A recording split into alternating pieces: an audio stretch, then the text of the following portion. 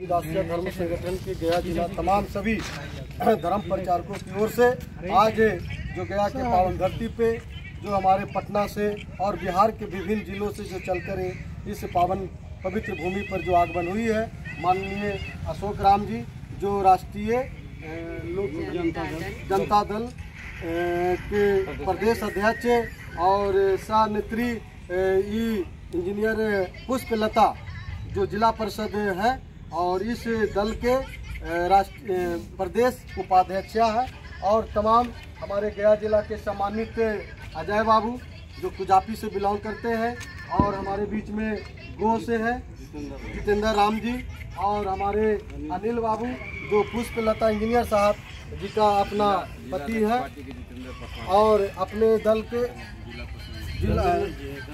धर्मेंद्र पासवान जी जितेंद्र पासवान जी आप बेला मास्टर साहब क्या नाम हुआ सर?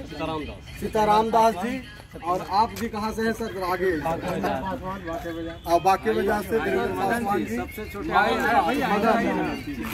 मदन बड़ा मेरा प्रिय को भाई है और भैया आप बक्सर से आए हैं शुक्र राम जी और हमारे तमाम सारे लोग जितने भी दल के साथ जुड़े हुए और भैया है अपना सर क्या नाम हुआ? धर्मेंद्र राम जी। तमाम सभी लोगों को इस गया के पावन धरती पे हम स्वागत करते हैं और इस जो हमारे इस पावन भूमि पर जो आज का कार्यक्रम में शरीक हुए हैं माननीय अशोक जी, हम उनको माला पहना करके स्वागत करते हैं।